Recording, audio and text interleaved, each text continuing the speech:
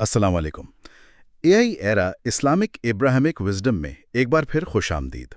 آج ہم مسٹر ظہیر احمد میر کی کتاب حضرت ابو بکر صدیق رضی اللہ عنہ کے مرکزی خیالات پر ایک گہری نظر ڈالیں گے۔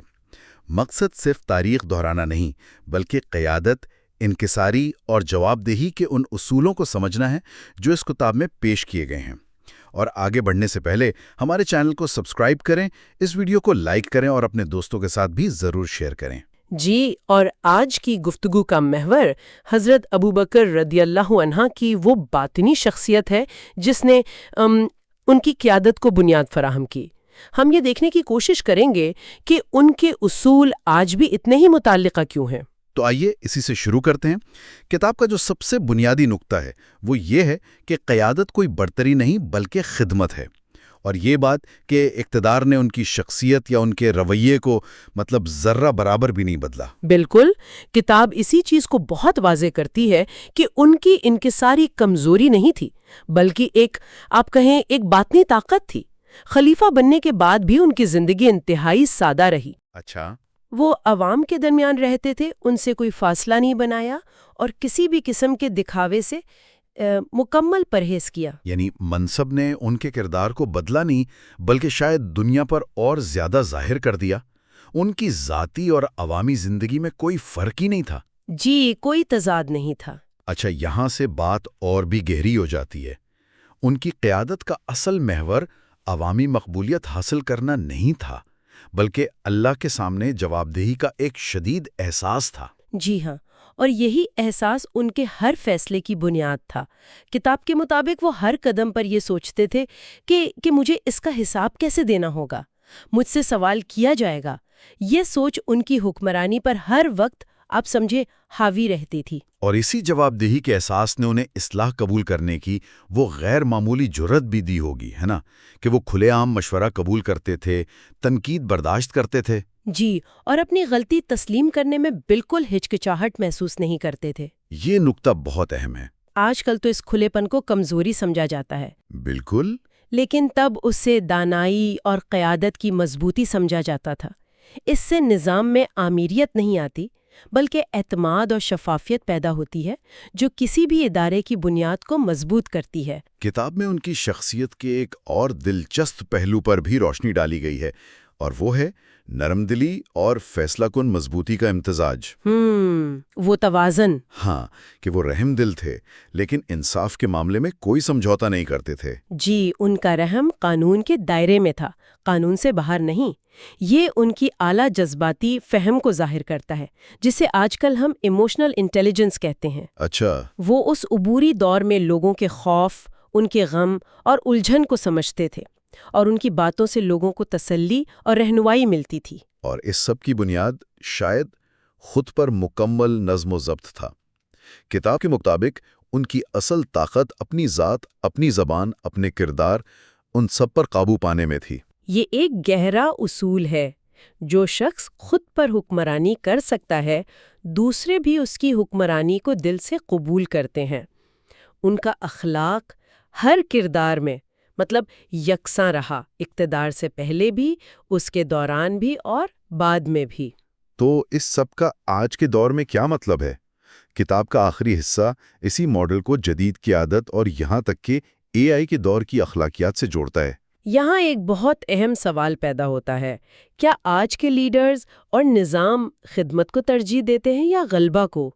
یہ ماڈل ہمیں سکھاتا ہے کہ ہمیں ایسے نظاموں کی ضرورت ہے جن میں جواب دہی کا عنصر شامل ہو، خاص طور پر جب ہم اے آئی جیسے طاقتور ٹولز استعمال کر رہے ہوں۔ یعنی تکنیکی طاقت پر اخلاقی کنٹرول لازمی ہے، کردار ہی طاقت کو صحیح سمت میں رکھتا ہے۔ بالکل، اور کتاب کا بنیادی اصول شاید یہی ہے۔ سب سے مضبوط اقتدار اس دل سے نکلتا ہے جو اقتدار کھونے سے زیادہ جواب دہی سے ڈرتا ہے۔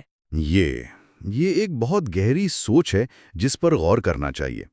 ایک ایسی دنیا میں جہاں طاقت کو ہر قیمت پر حاصل کرنے کی کوشش کی جاتی ہے، یہ خیال کتنا انقلابی لگتا ہے کہ اصل طاقت جواب دہی کے خوف میں ہے۔ اور سوچنے کی بات یہ ہے کہ اگر آج کے ادارے چاہے وہ سیاسی ہوں یا تکنیکی، اگر صرف اس ایک اصول کو اپنا لیں تو ان کی شکل اور معاشرے پر ان کے اثرات کیسے ہوں گے؟ واقعی؟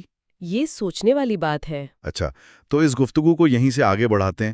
میرا مطلب ہے یہ صرف ایک تاریخی تجزیہ نہیں بلکہ یہ ایک عملی ماڈل ہے۔ جی بالکل، اور اس کو سمجھنے کے لیے ہمیں اس کی گہرائی میں جانا ہوگا۔ تو پھر شروعات اس سب سے حیران کن نکتے سے کرتے ہیں جو کتاب بار بار سامنے لاتی ہے کہ قیادت کا مطلب خدمت ہے، طاقت کا مظاہرہ نہیں۔ مجھے ایک واقعہ نے خاص طور پر چونکا دیا تھا کہ خلیفہ بننے کے بعد بھی وہ محلے کی یتیم بچیوں کی بکریاں اسی طرح دھوتے رہے جی، جیسے وہ پہلے دوہا کرتے تھے۔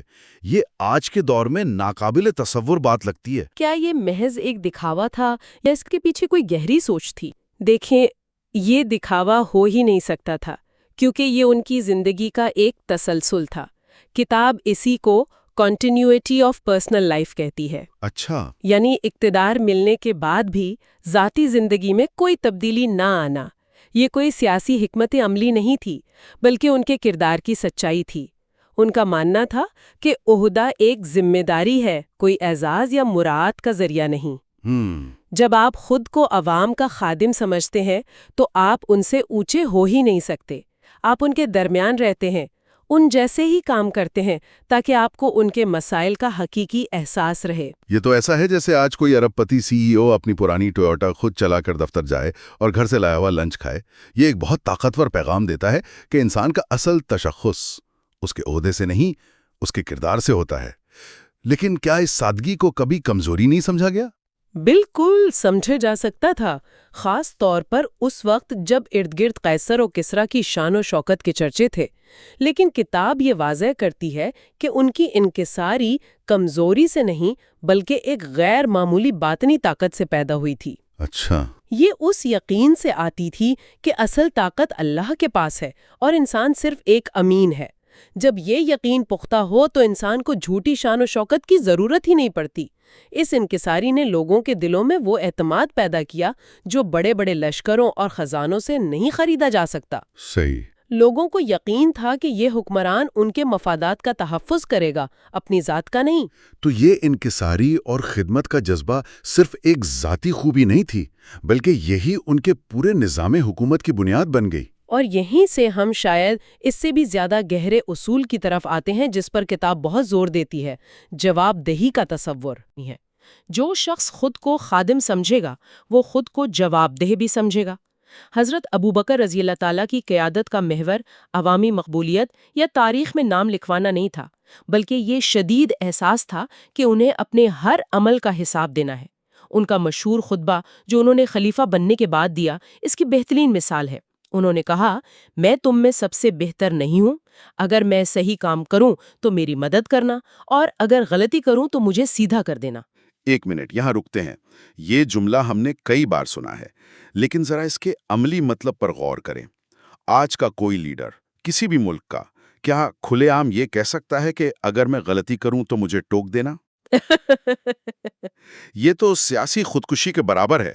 کیا کتاب میں کوئی ایسی مثال ہے جہاں لوگوں نے واقعی انہیں ٹوکا ہو اور انہوں نے اسے قبول کیا ہو؟ بہت خوبصورت سوال ہے۔ یہ صرف ایک نعرہ نہیں تھا بلکہ ایک حقیقت تھی۔ کتاب میں کئی واقعات کا ذکر ہے۔ مثلاً ایک بار انہوں نے کسی معاملے میں فیصلہ دیا تو ایک عام شخص نے کھڑے ہو کر کہا کہ آپ کی رائے سے حضرت عمر رضی اللہ تعالیٰ عنہ کی رائے زیادہ بہتر معلوم ہوتی ہے۔ اچھا، اس پر انہوں نے ناراض ہونے کے بجائے فوراً اپنی رائے سے رجوع کر لیا اور اس شخص کا شکریہ ادا کیا۔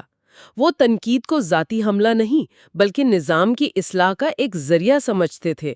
ان کے نزدیک بہترین مشیر وہ تھا جو ان کی غلطیوں کی نشاندہی کرے۔ یہ تو پورے نظام کو آمریت سے بچانے کا ایک خودکار طریقہ ہے۔ جب لیڈر خود احتسابی کے لیے تیار ہو تو نیچے تک شفافیت اور اعتماد کی فضا قائم ہوتی ہے۔ بالکل۔ اس کا مطلب ہے کہ طاقت کا مرکز لیڈر کی ذات نہیں بلکہ اصول اور اجتماعی دانش بن جاتی ہے۔ بالکل، اور یہ جواب دہی صرف عوام کے سامنے نہیں تھی، اس کی سب سے گہری سطح اللہ کے سامنے جواب دہی کا احساس تھا۔ وہ اکثر روتے ہوئے دعا کرتے کہ اے اللہ تو مجھے میری نظر میں چھوٹا بنا دے اور لوگوں کی نظر میں بڑا۔ ان کے ذہن میں ہر وقت یہ خیال رہتا تھا کہ ایک دن مجھ سے ہر چیز کے بارے میں سوال کیا جائے گا، یہ خوف انہیں طاقت کے نشے سے بچاتا تھا. یہ وہ اندرونی اخلاقی قطب نما تھا جو انہیں ہمیشہ صحیح سمت میں رکھتا تھا. ٹھیک ہے، یہ تاریخی تجزیہ بہت گہرا ہے، لیکن اب آتے ہیں اس سب سے بڑے سوال پر. اس سب کا آج کیا مطلب ہے؟ یہ ساری باتیں آج کے لیڈروں، مینیجرز اور یہاں تک کہ ٹیکنالوجی بنانے والوں کے لیے کیا سبق رکھتی ہیں؟ یہ اس گفتگو کا سب سے اہم حصہ ہے. کتاب ہمارے سامنے ایک بنیادی سوال رکھتی ہے. کیا ہمارے آج کے نظام، چاہے وہ سیاسی ہوں، کارپوریٹ ہوں یا تکنیکی، خدمت کے اصول پر بنے ہیں یا غلبے یعنی ڈومینیشن کے اصول پر؟ حضرت ابوبکر کا ماڈل ہمیں یاد دلاتا ہے کہ کسی بھی نظام میں جب تک جواب دہی کا مؤثر عنصر شامل نہ ہو، وہ بالآخر ظلم اور استحصال کی طرف ہی جائے گا. اور یہ بات صرف انسانوں پر لاگو نہیں ہوتی. جب آپ اے آئی کی بات کرتے ہیں تو یہ اور بھی خوفناک ہو جاتا ہے.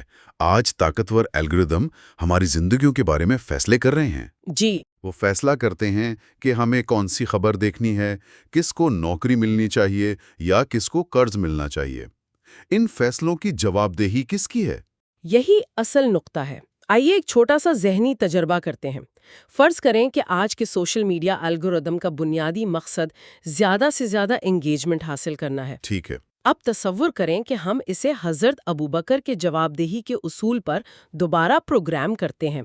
اب اس الگوریدم کو ہر بار مواد تجویز کرنے سے پہلے خود سے یہ پوچھنا پڑے گا، اس مواد کے معاشرے پر کیا اثرات ہوں گے؟ کیا اس سے پیدا ہونے والی نفرت یا تقسیم کی ذمہ داری مجھ پر عائد ہوگی؟ کیا میں اس کا حساب دے سکوں گا؟ واہ، یہ تو پوری گیم ہی بدل دے گا. اس کا مطلب ہے کہ الگوریدم کو صرف منافع یا انگیجمنٹ بڑھانے کے لیے نہیں، بلکہ معاشرتی بھلائی کو مد نظر رکھتے ہوئے ڈیزائن کیا جائے گا. جی، یعنی ہم اپنی ٹیکنالوجی میں ایک اخلاقی ضمیر ڈالنے کی کوشش کر رہے ہیں، ایک ایسا ضمیر جو اسے اپنے فیصلوں کے نتائج سے ڈرائے. بالکل. طاقت، چاہے وہ ایک خلیفہ کی ہو یا ایک الگوریدم کی، اگر کردار اور اخلاقیات کے بغیر ہو تو وہ ہمیشہ تباہ کن ثابت ہوتی ہے. تو پھر آج کی گفتگو کا بڑا خیال یہ ہے کہ اصل طاقت کنٹرول یا غلبے میں نہیں، بلکہ خدمت اور جواب دہی کے احساس میں ہے. اور یہ کہ ایک لیڈر کی سب سے بڑی کامیابی یہ نہیں کہ اس سے کوئی غلطی نہ ہو، جی، بلکہ یہ ہے کہ وہ ایک ایسا نظام بنائے جہاں غلطی کو تسلیم کرنے اور اسے درست کرنے کی ہمت اور گنجائش موجود ہو. یہ ایک ایسا سبق ہے جو وقت اور ٹیکنالوجی کی قید سے آزاد ہے. بالکل درست.